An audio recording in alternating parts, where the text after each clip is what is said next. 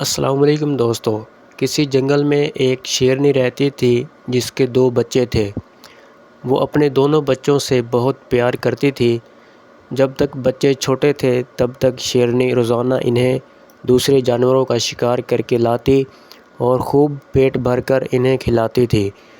پر جب بچے تھوڑے بڑے ہو گئے تو اس نے انہیں بھی شکار پر لے جانا چاہا تاکہ انہیں بھی شکار کرنا آئے۔ بڑا بچہ فوراً تیار ہو گیا، لیکن چھوٹا کہنے لگا، میری طبیعت ٹھیک نہیں ہے، کچھ دنوں بعد چلوں گا، آج نہیں کل وغیرہ جیسے بہانے بنانے لگا۔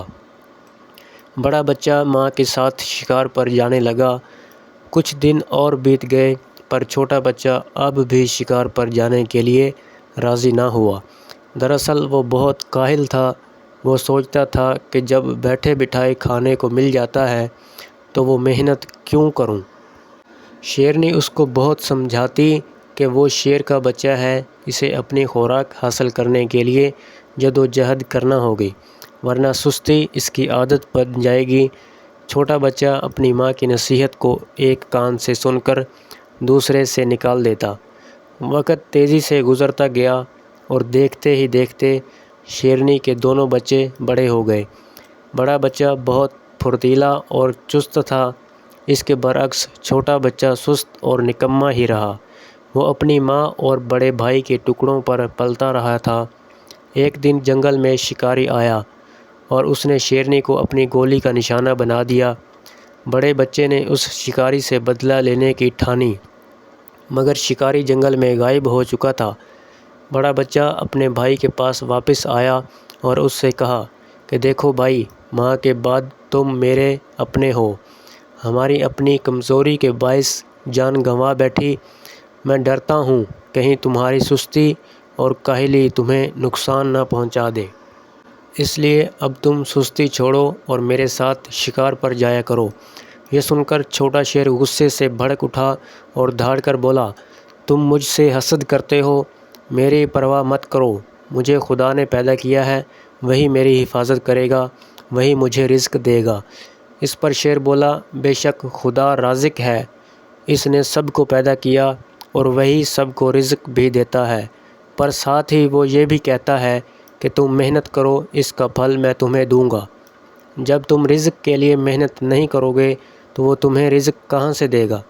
اس پر چھوٹا شیر بولا، مجھے یہ نصیحت کرنے کی ضرورت نہیں ہے، میں اپنا اچھا برا خوب سمجھتا ہوں۔ اپنے چھوٹے بھائی کو اس ہٹ دھرمی پر بڑے شیر کو بہت دکھ ہوا اور وہ خاموش ہو کر چلا گیا۔ دن گزرتے چلے گئے، جب وہ شکار کرتا اس کا حصہ اس تک پہنچا دیتا اور وہ بے حیائی کا لباس پہن کر اسے خوب مزے سے کھاتا۔ کچھ دن بعد بڑے شیر کی بیوی بچے ہو گئے، اب اسے اپنے بچوں کو بھی کھلانا پڑتا تھا، وہ اپنے چھوٹے بھائی کو بھی پالنا پڑتا تھا، چنانچہ کبھی کبھی اس کے ننھے ننھے بچے بھوکے رہ جاتے۔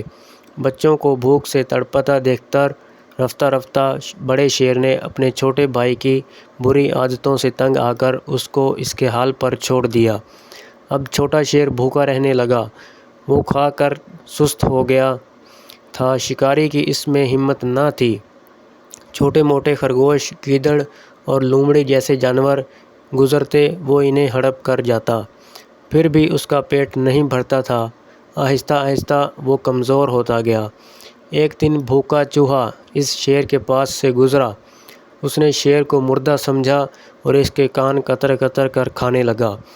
پیٹ بھر کر چوہا خوشی سے اپنے ساتھیوں کے پاس گیا اور انہیں خوشخبری سنائی، وہ سب بھی نعرے لگاتے اس پر چڑھ گئے۔